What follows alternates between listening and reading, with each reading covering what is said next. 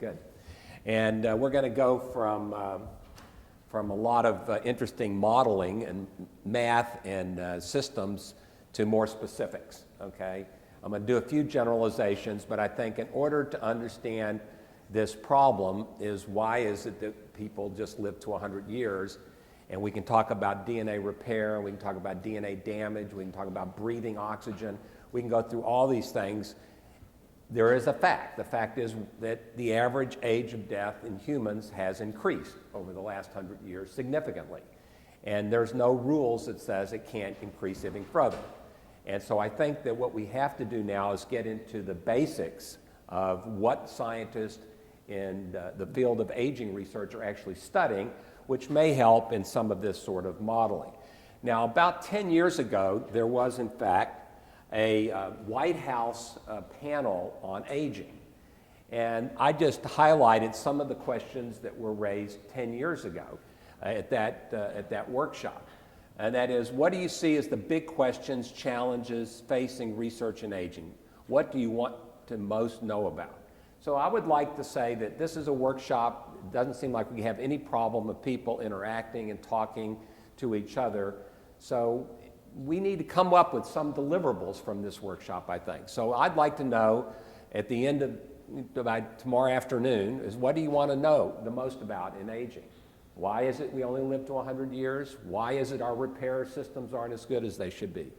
And also from the biologists and stuff especially, what are the most promising areas? And I'm really thrilled that a lot of the colleagues that I know were able to come to represent some of the broader fields in aging research. And the question then becomes, what do we really think is going to happen in the near future? We've made a lot of progress in aging research. We're getting much more mechanistic, less phenomenological than we were when I first started in this field. But what are we going to see over the next 10 or 20 years? It would be nice to sort of predict where everything is going to go. And where do we need breakthroughs? And is there a gap in where breakthroughs are likely to occur that could actually be translated into helping people in our, quote, senior years? And then, of course, what complications or restrictions do you see preventing research from moving forward? And obviously, everybody's going to say we need more money, we need more research. But if we need more funding, then what do you think how do we, as scientists, get the public to understand that aging isn't a disease, that, you know, they spend billions of dollars on heart disease, on Alzheimer's disease, things like that. But if we can understand at a fundamental level everything we could about aging, we might be able to offset or at least slow down some of these diseases that we spend $30 billion a year studying. Okay, so what's the major goal of aging research? Obviously, long life with retention of function. That's what most people would say, okay? Now, everybody isn't, you know, most people, there are people that disagree with that. You know, the comedian Woody Allen, in fact, is a good example of somebody who doesn't agree with this. He doesn't want long life and retention of function. He wants to achieve immortality through not dying, not through his own work, okay? So you've got these two extremes, and in the field of aging research, we basically have two camps. There's the sort of serious scientist that says we're going to incrementally study everything there is about aging, and by understanding that, we are going to not necessarily live longer, but maybe we'll live healthier, so that we will compress the amount of time with the frailty and all this to a smaller time scale, and by doing that, we'll save the economy of the United States, okay? Then there's the other extreme that says there are no rules. You know, whales can live for 200 years. Why do humans only live for 100 years? And why can't we extend this indefinitely? And so there are people who actually believe that there is a possibility, if we understood everything in the world about aging, we might be able to intervene in that. So I'm not going to say what I believe, but I think probably somewhere in between is correct. So when you go back to sort of historical times, when I first sort of got here in this field, these were the major, what I call the original hallmark theories of aging.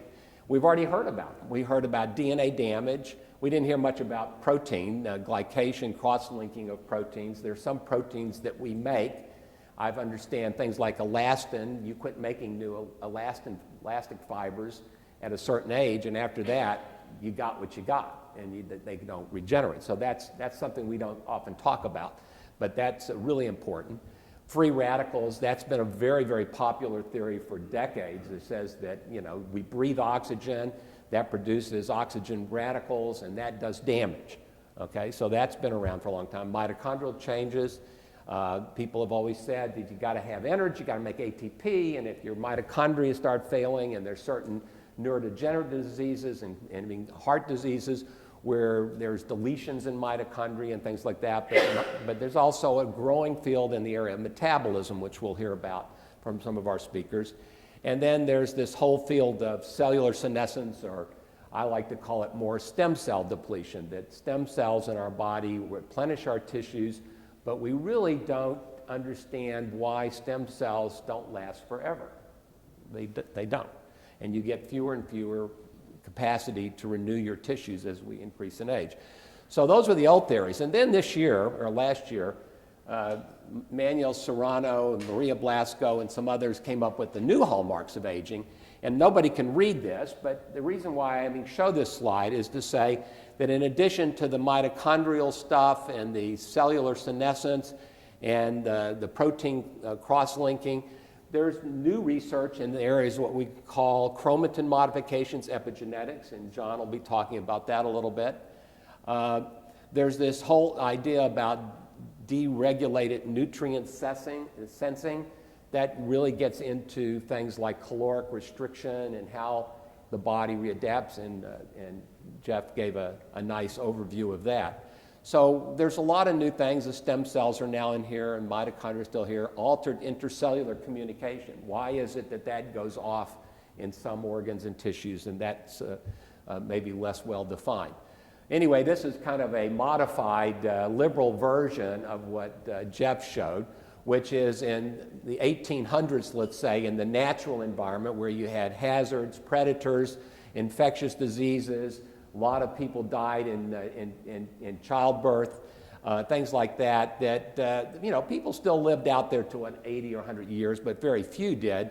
Instead, most people only lived for 30 to 40 years.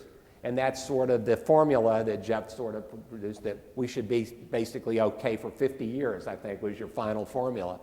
But today, in this sort of protected environment, where we have climate control, you've got vaccines, you've got antibiotics, you've got sanitations, wonderful surgical procedures. People that used to die of ruptured appendices or gallbladder disease now go in and it's day surgery, you know, things like that. So we've been changing the curve a lot, but yet still people do generally crash. So there's some stark numbers here that I thought I would start with, which is that right now, today, there's over 1 billion people over the age of 60, okay? And that's likely to double in the next 30 or so years. This is an interesting thing that I never realized till I saw this. In 1935, when Social Security was started, they originally said the minimum age for drawing Social Security was 65. But the average age of men dying was 62. There was this enormous uproar, and they actually changed it. So you could get early retirement benefits at 62 because the people said, I'm going to be paying into Social Security all these years, and I'm going to be dead before I can take a nickel out. And that's no longer true, as you now know. Right now, the average person today will live about 30 years longer than someone born in 1900. These are really amazing changes in overall longevity that has occurred in only 100 years, when humans have probably been on this planet for hundreds of thousands of years. So we have a real issue here. What is, you know, could you really explain all that by all these modern medical changes? I don't know. This is things we need to talk about. So centenarians, that's another thing that we're not going to have. I tried to get somebody here to talk about the centenarian studies. There's a good group at Einstein and a group up in Boston. Both of those people had conflicts, but I'll just summarize what we think we know about centenarians. In 1950s, there were only a few thousand centenarians, people that lived to 100 years, okay? In 2014, it's estimated there are 450,000 centenarians worldwide. That is a big number of people living to 100. 72,000 of them are in the U.S. And something that maybe we can talk about a little bit, 83% of these centenarians are women, females. You gals got it all figured out. I wish I knew what it is, but it's just the facts of life. It's very rare for men to live to 100 years of age. And in 2050, it's estimated there'll be up to 6 million centenarians worldwide. So what do centenarians do? What makes them so special? And so you can get ideas from talking to people who, actually see these people. First of all, hereditary, genetics is important. It doesn't explain it all, but people who live to 100 generally had parents that lived into their 90s and things like that. Importantly, almost a hallmark of most centenarians is they don't often get sick. They don't get the flu all the time. They don't have dreaded diseases. They don't get cancer. They don't get heart disease and stuff like that. They mostly eat a healthy diet, which puts a lot of us in this room in trouble. A lot of people have higher levels of education, which just may mean that if you are smart enough to get through college or something, you're smart enough to go see a doctor when you're sick. Personality, introverted people don't do well. So if you're extroverted, like talking to people and mingling, that seems to be something that correlates with centenarians.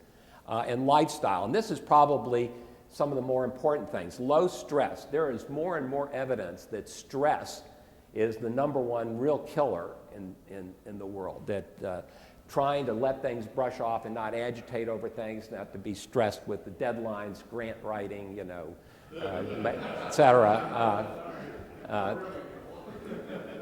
Not living in isolation is an important thing, caring community, high level of activity, working until an older age. I mean, it's sort of interesting.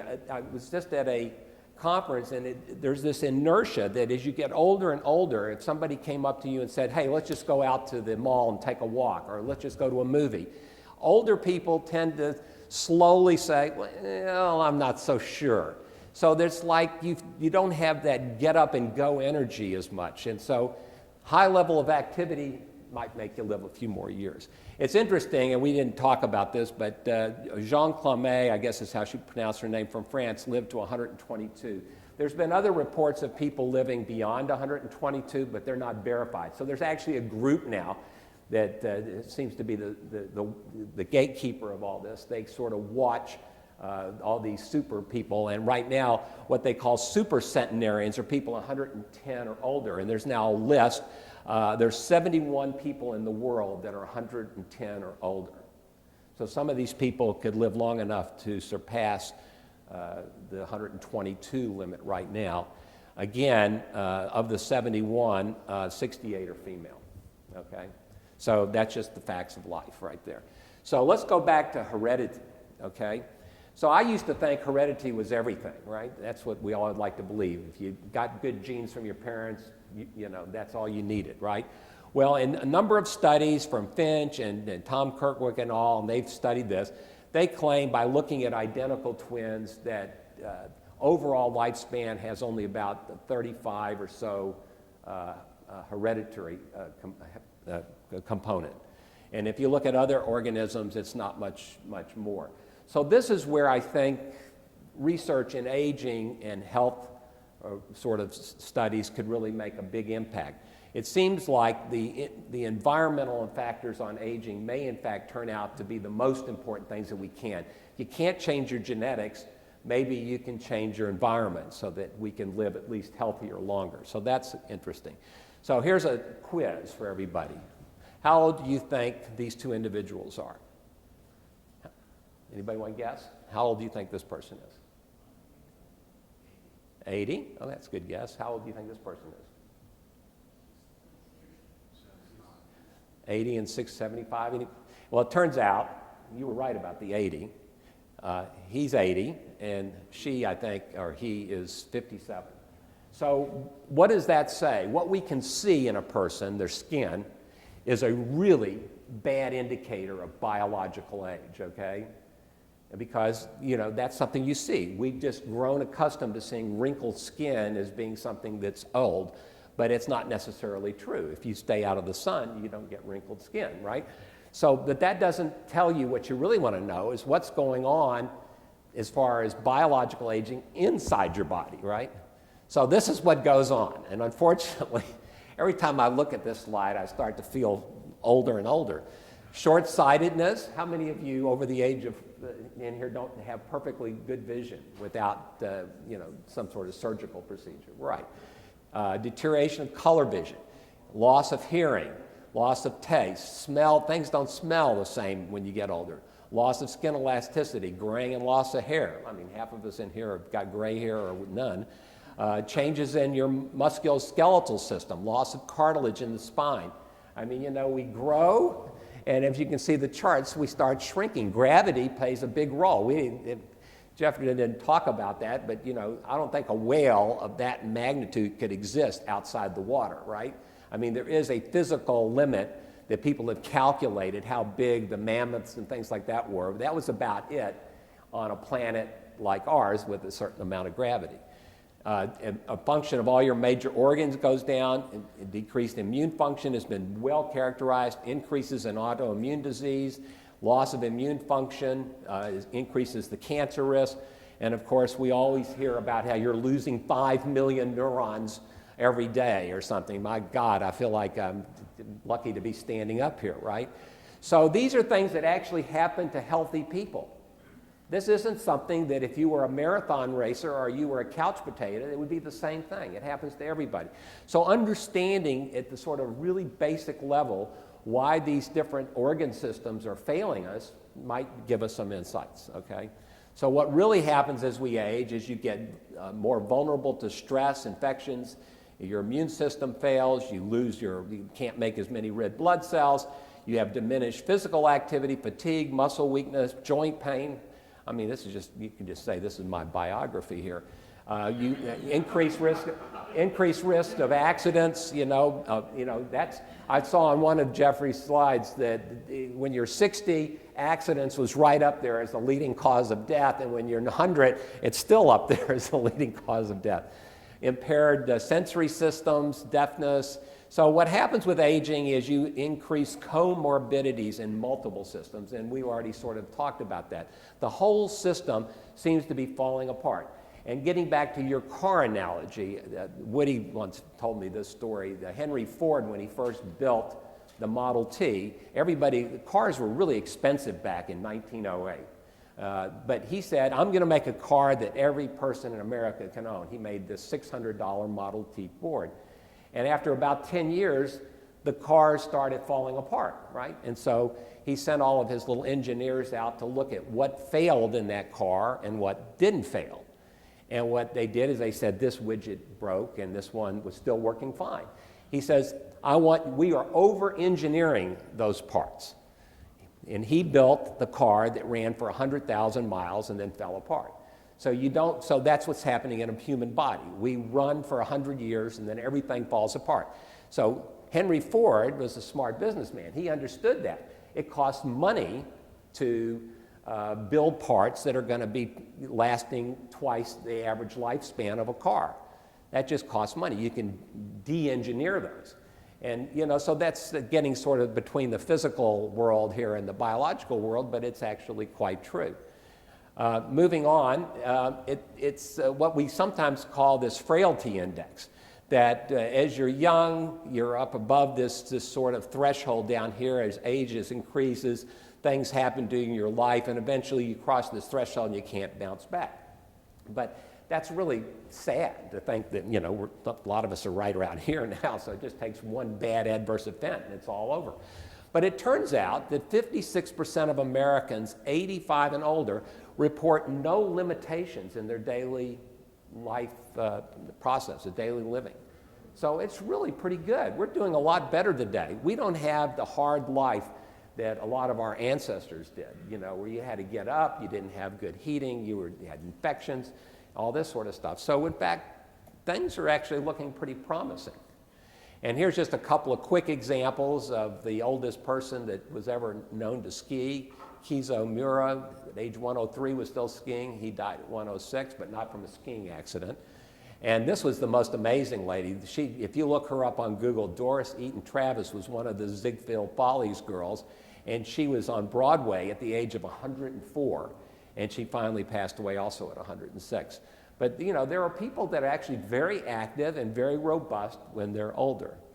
So now we have to switch from sort of the generic thing is to trying to get to the molecular basis of understanding aging. So in a sort of, you know, not very robust sort of thing, aging is associated with the gradual decline in performance and reserve capacity in organ systems. Well, that's almost a no-brainer, right? But now you got to drill down. Aging of organ systems is often associated with the decrease in the number and or function of cells. And then old cells, and therefore you lead to the conclusion, old cells do not maintain and repair tissues as well as young cells. So we need to understand that whole process. If we can break this down to the cellular level and understand why old cells do not maintain and repair tissues as well as young cells, we may be able to slow down those processes or maybe reverse those. So again, this is a mammalian-centric meeting that we're going to have. But I want to say right from the start that just about everything we know about fundamental aspects of aging is built on the model organism people, the people who work on yeast and flies and worms. And now we're getting much better at making mouse models that more closely reflect human aging, but still the mouse only lives for 3 years. It doesn't live for 100 years. So these are all model organisms that people still today study. They're having a little bit more trouble, these people, in getting funded these days because of the tight the competition and stuff. And I hope that that's one of the deliverables from here is that we don't lose. In fact, there was a recent article, if those of you haven't seen it, in PNAS that Varmus and a few other people were involved in writing, saying we have to be very careful with all the excitement about personalized medicine and translational research that we don't forget that most of what we know today was built, in fact, on the backs of our sort of basic scientists studying just interesting questions in these model organisms. So there's a lot of technologies out there for aging research. You know, I thought that in the 21st century or so that we would, there would be a lot more rigor out there. But there's still today just as many, you know, snake oil salespeople as there probably were, in fact, if not more than there were 100 years ago. I mean, it's amazing. I've had the wonderful privilege of going to one of these meetings from a society called the American Association for the Advancement of Medicine or something like that, right? Aging. Yeah, it's something triple AM.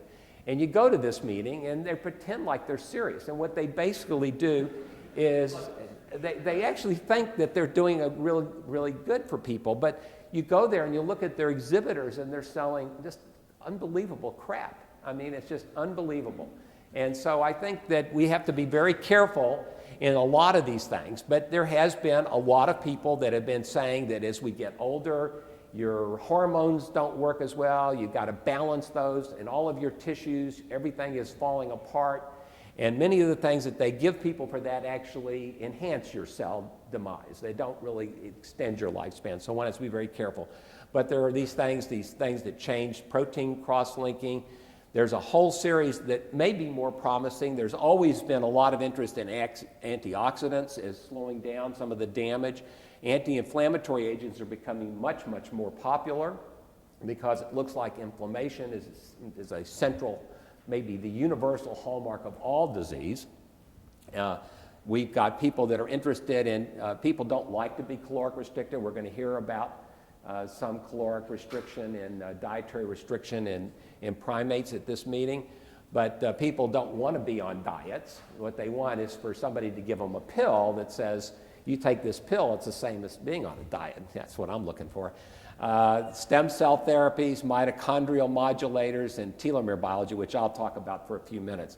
The important thing is many of these things actually come back to the telomere question. So we're going to get into that, okay?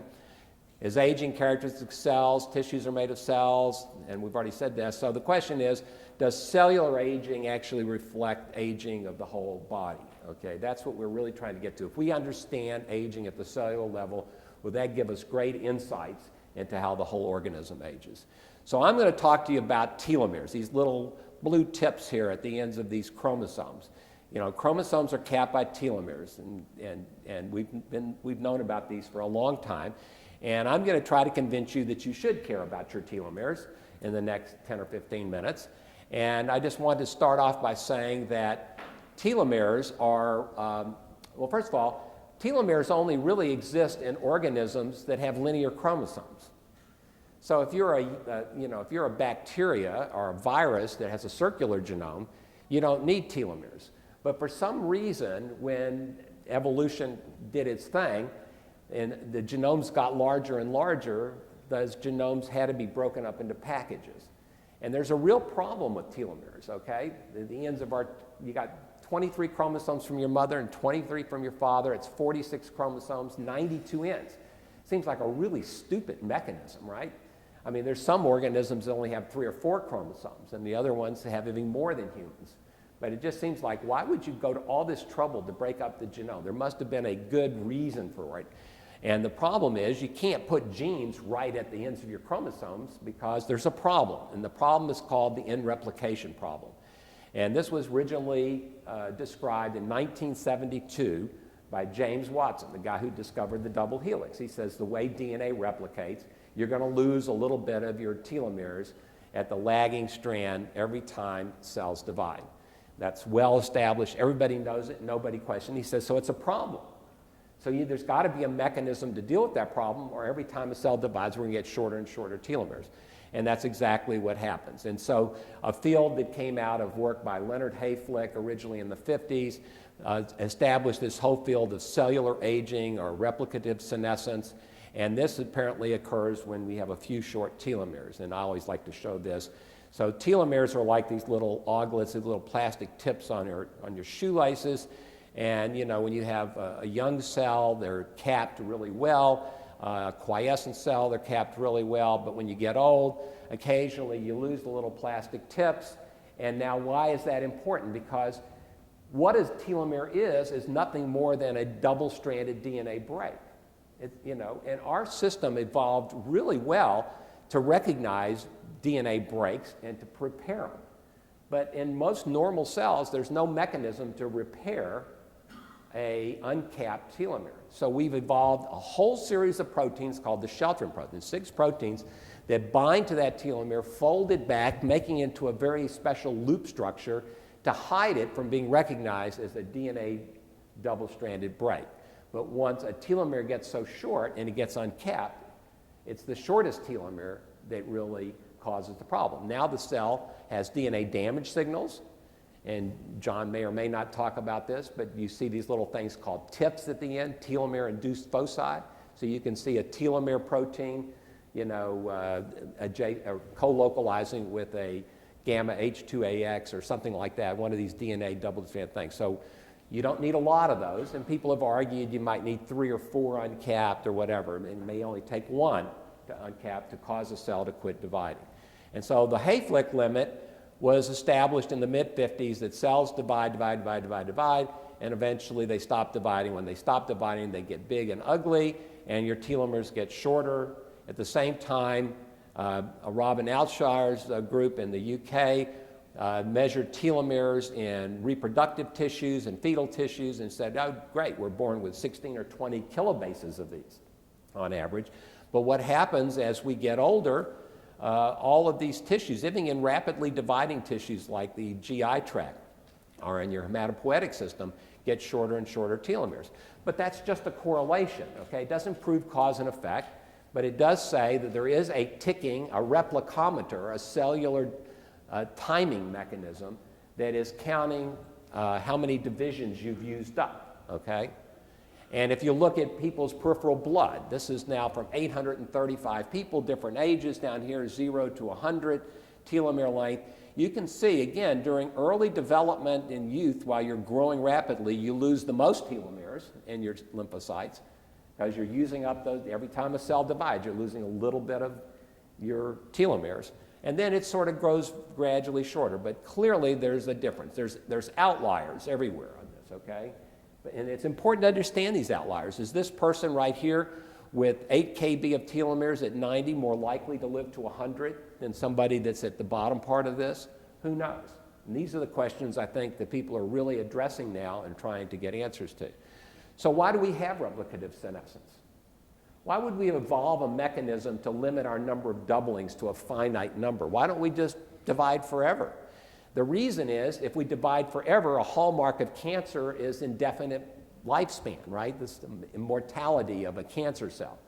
And so people that live a long period, animals, big animals, mammals like humans, that live a long time, need to live long enough to grow up, reproduce, and nurture your young.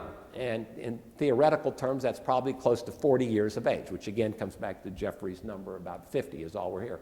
So if we had unlimited proliferation, you know, and you got all these added mutations. So one mutation here divides, 20 times to get a second mutation in a cell, and a third mutation, fourth, fifth, sixth.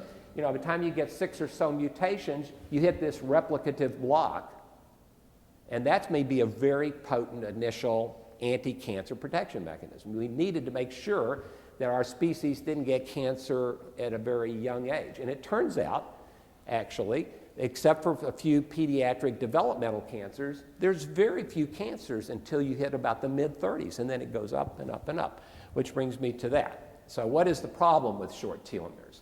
You lose tissue renewal capacity. You failure of stem cells to divide in sufficient numbers. So even though stem cells can divide, they still lose a little bit of telomeres every time they divide. Induction of metabolic dysfunction, which we'll hear more about. Senescence, Judy Campisi also couldn't come to this meeting. Senescence-associated secretory phenotype says that when cells, a few cells get senescent, they can secrete things like cytokines and things like that, which can influence the microenvironment around those cells. And then, of course, if you get short telomeres, that could, in combination with other alterations, could lead to some increase in genomic instability, and with a loss of immune function as well in your stem cells, could lead to a slight increased risk of cancer. So everybody knows that cancer rises with age, right? That you're protected during most of your early life, and all of a sudden it goes up. And we now know that cancer has already surpassed, or is about to surpass, cardiovascular disease as a leading cause of disease and death. So it comes down to this. Come on. It's either one or the other, aging or cancer, right? You got to take your choice. You want to be old and be decrepit and falling apart, or do you want to get cancer? So one of these things is going to hit you, because we're solving all these wonderful science that we've evolved in the last 50 years has cured most other diseases, right? We're not, aging is the Alzheimer's end, and this is the cancer end, right? So let's just look about risk factors. So another person who couldn't come to the meeting was Steve Ostad. Unfortunately, his wife had a serious problem, and he couldn't come, but he did this, and Woody gave me these slides. And he was looking at things like risk factors for cancer. So smoking's not a good thing to do, and alcohol isn't a good thing to do. If you have a bad diet, it increases your risk. But these things, the percent of increased risk is only about 30 to 40%. So you can have the worst diet in the world and you only increase your chances of getting cancer by 30%. But aging, it increases at almost 5,000%. So and this goes on across every disease. This is the argument I'm going to make. For Alzheimer's disease, we know about diabetes, physical inactivity. The ApoE is a really important biomarker of the risk for Alzheimer's disease, and smoking. Again, maybe a 500% increase if you have this particular ApoE haplotype. But aging is 10,000 versus 500. It's huge numbers. You don't get Alzheimer's at age 30 or 40. There's some early onset Alzheimer's, but that's still very rare. Most people get Alzheimer's disease when you're in your 60s and 70s and 80s. Okay. And then cardiovascular disease. Everybody knows we're all going to have something wrong with our heart when we're young. We have almost no problem with our heart. This is percent of the population that has any kind of, only a few percent have any cardiovascular disease. When you're 40 to 50, it goes up to about a third.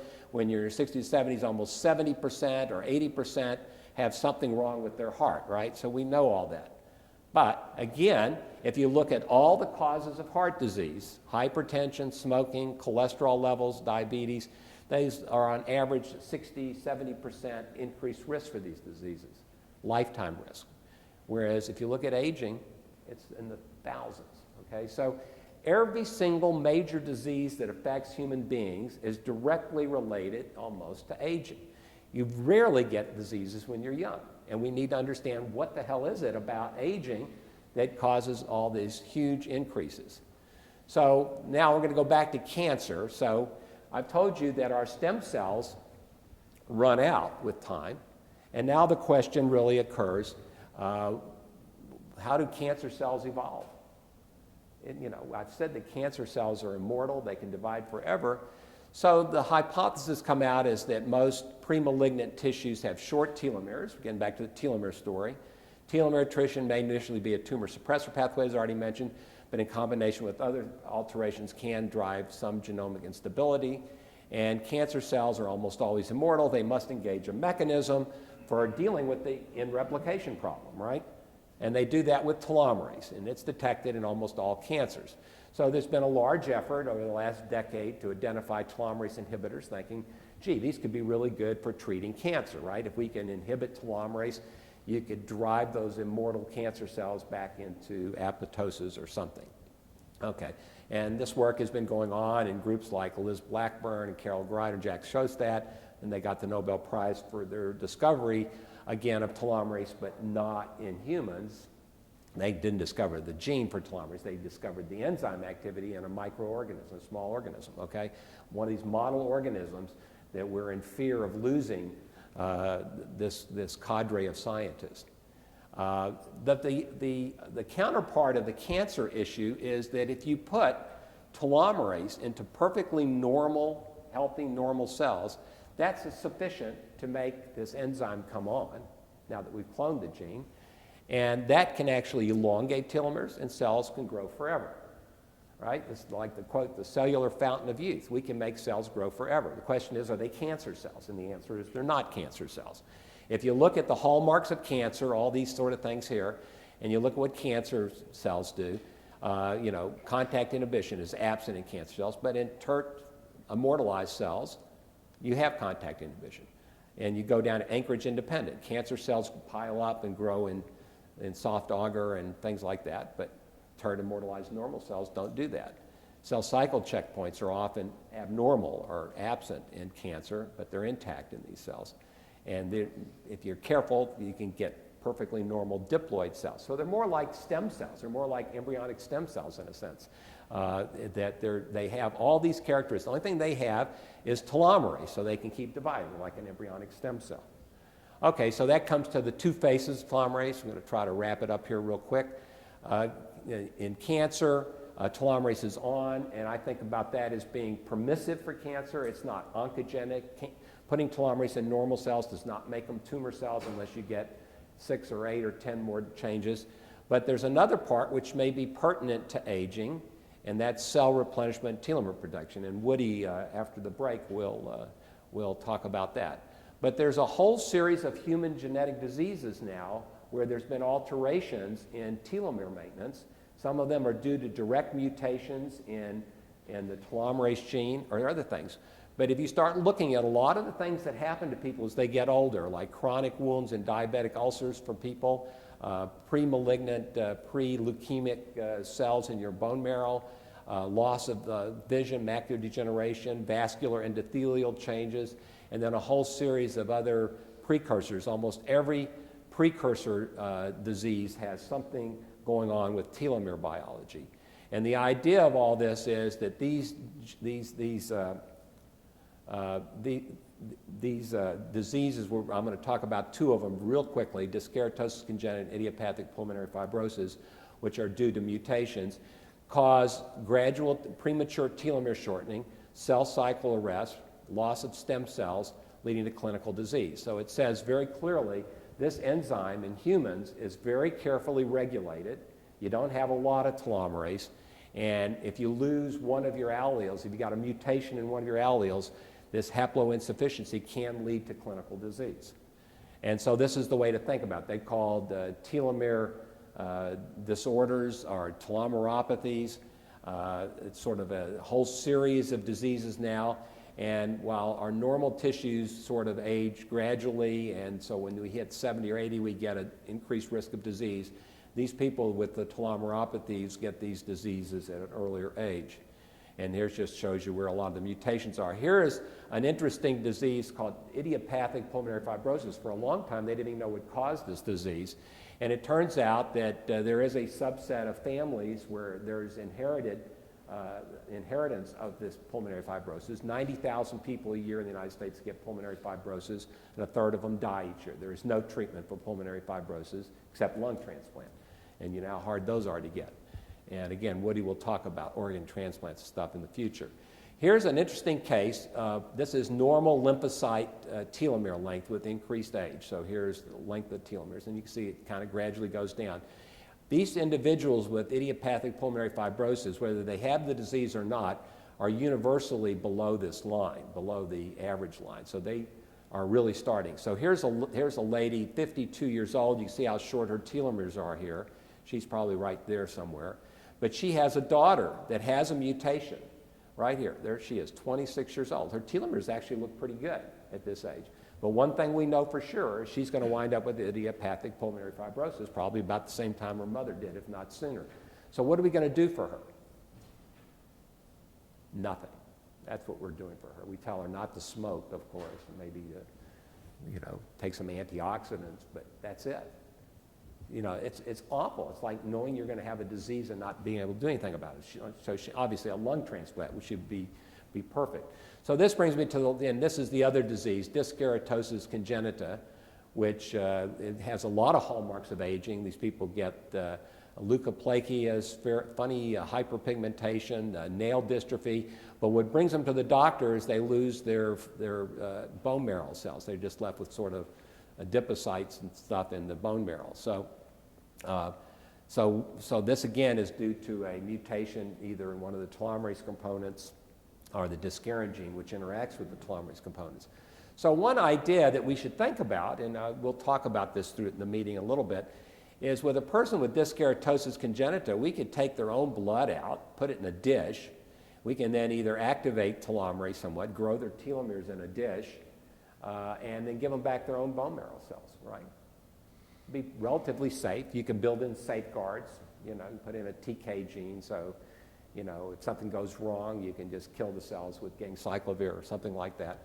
And there's probably, in the future, there will be small molecules that can transiently activate telomerase or something, but there's lots of ways one can imagine doing that. So for this young woman that's going to get pulmonary fibrosis while she's young, she has no obviously other problems at age 26, one could say it may be worth a risk of giving her an adenoviral telomerase, which will only last for a short time, and spray it right into her lung bed, and maybe that will be good enough to delay the onset of her disease. We have shown experimentally that if you put telomerase in a cell for just 2 weeks, you double the lifespan of those cells. You put it in with a Krelox vector and pull it out. You can double the lifespan of the cell. So it doesn't take a lot of telomerase because you're elongating the shortest telomeres, and that's what's really important. It's the shortest telomeres that cause disease. So what about cardiovascular health? There's just a huge literature mounting. I was surprised when I started doing it. People have reported in the literature that reduced telomere lengths are found in patients with all kinds of cardiovascular risk factors, such as atherosclerosis, hypertension, obesity, diabetes, smoking, physical inactivity, stress, and chronic infections. They correlate with poor survival. And then people have said that things like taking your Lipitor and taking statins and for your high cholesterol, or having salmon that's rich in omega-3 can actually have a positive effect. And you see that people with stress, again, they're getting this cardiovascular disease. And you can say I'm becoming a little telocentric here, but the reality is these correlations, if you see enough of these correlations pretty soon, and it's not my work, it's really becoming more and more apparent. And if you go one step further, the idea might be that if we could reduce stress in our society and we get better nutrition and we did a little bit, all the stuff your mother told you to do, eat your veggies, go outside and play, stuff like that, reduce inflammation, it's possible we will still keep pushing up the average age of death in at least modern countries over the next 25 to 50 years is my prediction. Instead of the average age of death being about 80, I suspect that's going to be pushed gradually up towards 90 and probably in our lifespan. Okay, so the bottom line is Companies now are measuring your telomeres. I equate this to cholesterol testing or taking your blood pressure. If you get your blood pressure and the doctor says, Herbie, your blood pressure is too high, we've got to put you on medicine. No, first of all, we're going to do is make you lose some weight, and then we're going to put you on medicine if that doesn't work.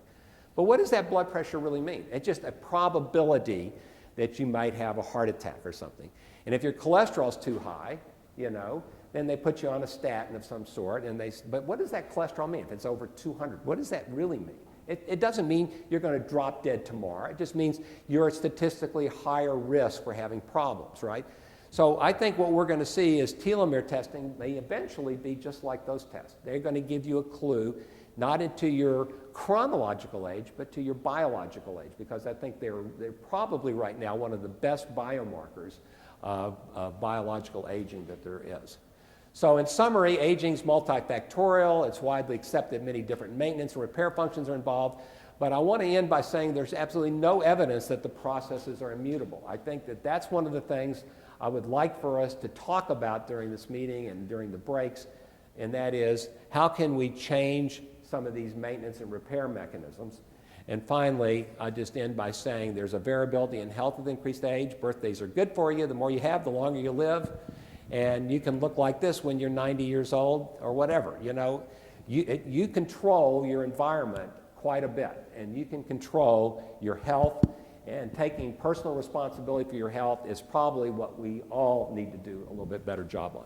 And I think I'll stop on that point, except what except what our former president really thinks about aging research. Okay, okay, that's a good place to stop. So it's running late. I'll be glad to answer a few questions. So let me just say something. So from your talk seems that the funding agencies are killing scientists by creating stress in the... Right. The more grants you write and don't get funded, the shorter your telomeres become.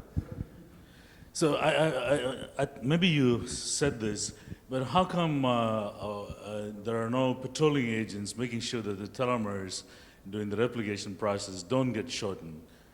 Say that again? How come we don't have any regulatory mechanism to make sure that the telomeres don't get shortened? Right. Yeah. Well, so we sort of think, the question is, you know, why don't we have regulatory mechanisms so that telomeres don't get short? Well, it turns out telomerase is actually regulated in certain stem cells, okay?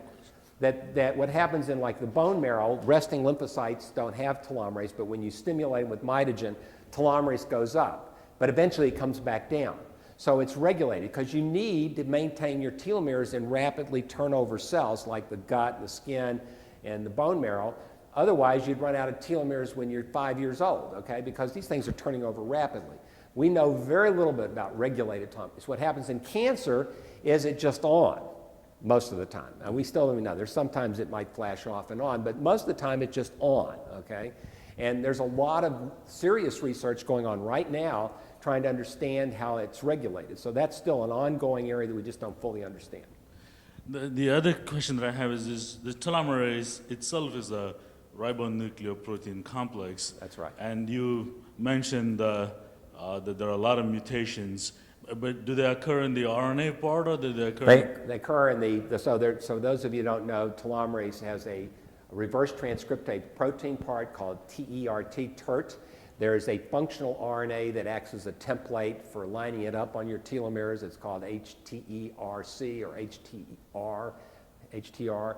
And then HTR, the functional RNA, actually interacts with a variety of other proteins as well. Mutations occur in all of those. Who's got the microphone? So I have the mic so I can ask the next question. So did you say somewhere in the beginning that we actually don't know if those people, the centenarians, whatever, off the normal curve, have abnormal telomeres or not? Oh, I didn't say that. There's actually been a study. We worked with the people, Yushin Su and others at Einstein on that. Those people are mostly very lucky to be alive at 100. I would say 80% of those people are frail and they have short telomeres, okay? But about 20% of them actually look healthy. They're verified centenarians, and their telomeres look like a 60 or 70-year-old. So the focus is these healthy centenarians, we need to understand what is it. Did they inherit longer telomeres? Is that a cause and effect relationship? Or is that maybe they have better maintenance methods, you know, and stuff, so they don't use up their divisions as fast? We don't know. Just one quick question. What about people with progeria? So that's a different mutation. That's in the laminins, and there are a variety of aging syndromes like progeria. Originally, we thought that the cells in fibroblasts from patients with progeria had shorter telomeres. There is some evidence for that, but that may be due for a different reason, because the laminopathies now can screw up your replication rates and things like that, so you may be using up those telomeres a little bit faster as well. Yeah, I have a question that's completely trivial, elementary biology. Good, then that means I can't answer it. No, it's just just something I should know and don't. We go deep in your body somewhere, let's say in your heart, okay?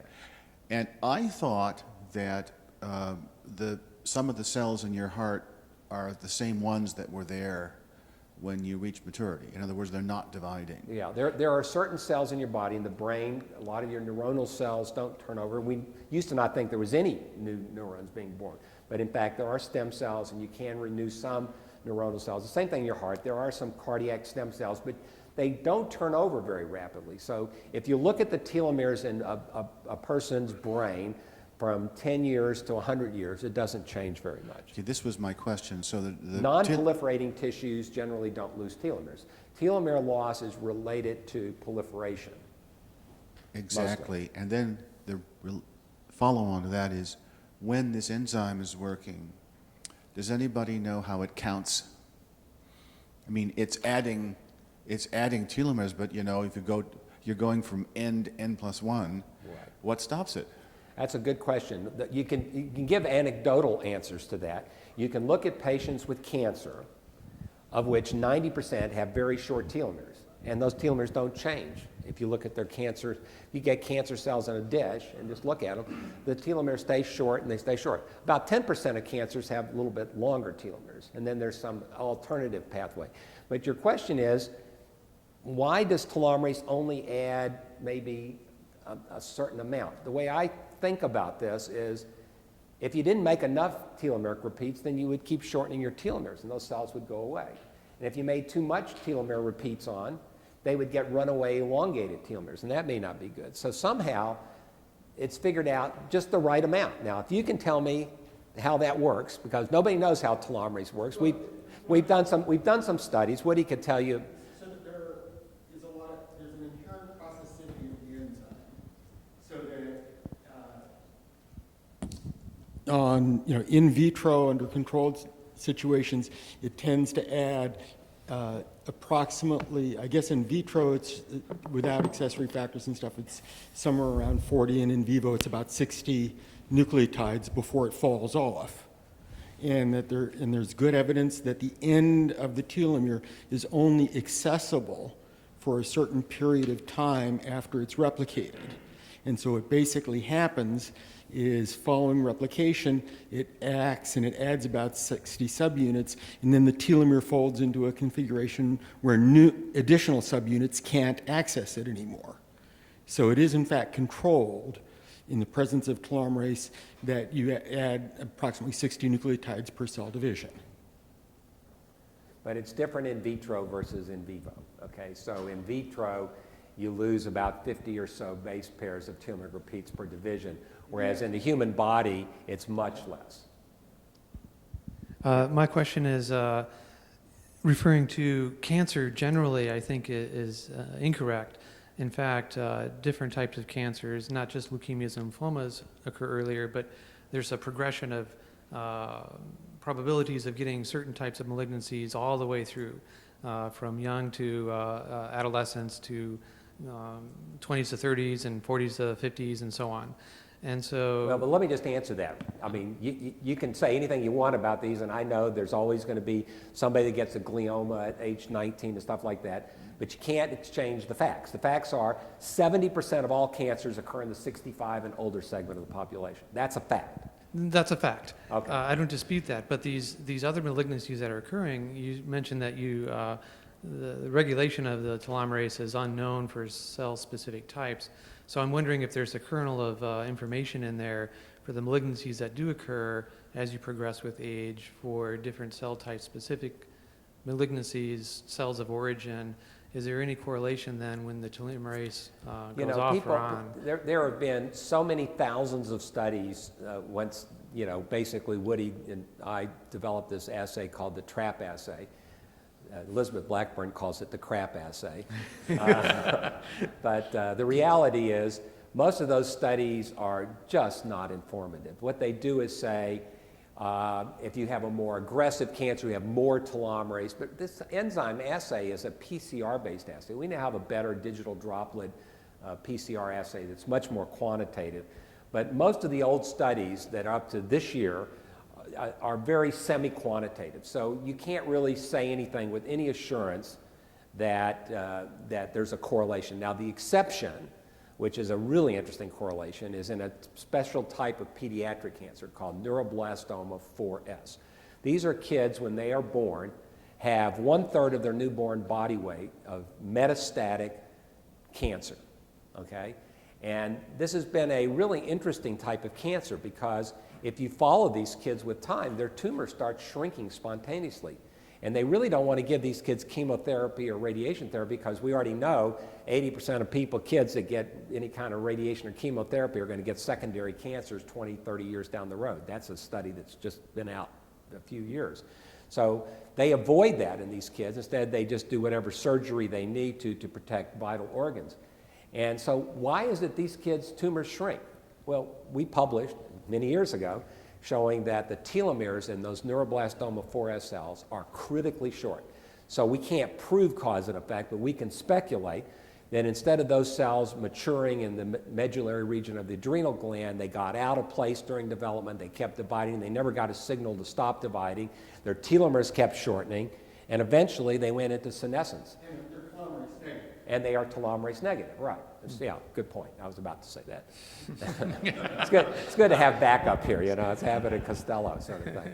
So anyway, so that's a perfect example that says two things. One is you don't need telomerase to make a cancer, but more importantly, to get a cancer that keeps dividing, that kills you, you need to engage a mechanism to deal with the telomere problem, okay? So I think that there's lots of interesting anecdotal stories out there, but I think we're going to need to take a break here. Yeah, I think Preston So- as in his role as payee, decided he needs to ask one last question for me. Well, so thousands of papers have been written on this interplay between telomere shortening and cancer. And thousands of papers have been written that is exactly what you said, that shortening of telomeres is to prevent cancer. But tissue could have developed with telomerase positive cells. And the way the embryonic cells don't age, and the way embryonic cells are selected, only the ones that don't get damaged, you could have come with a mechanism where the tissue actually doesn't age at all, right? So why, again, Well, again, when you got to be careful about aging, and saying telomerase equals eternal youth versus the obvious ongoing DNA damage and repair factors that are going on. So I think it's very dangerous to become too focused on a single mechanism. I think aging is complex. There's probably lots of mechanisms that are involved. And it could be that if you didn't regulate telomerase carefully, we would be at a much higher risk of getting cancer in early age. But as a species, we haven't aged for 6 million years. So it's possible that you can generate a living thing that doesn't age, right? Or life on Earth hasn't aged for 4 billion years. Yeah, you don't know. There may be somebody out there that's 170 years old and they're just keeping quiet about it, right? Okay, that's a real drink question, I think.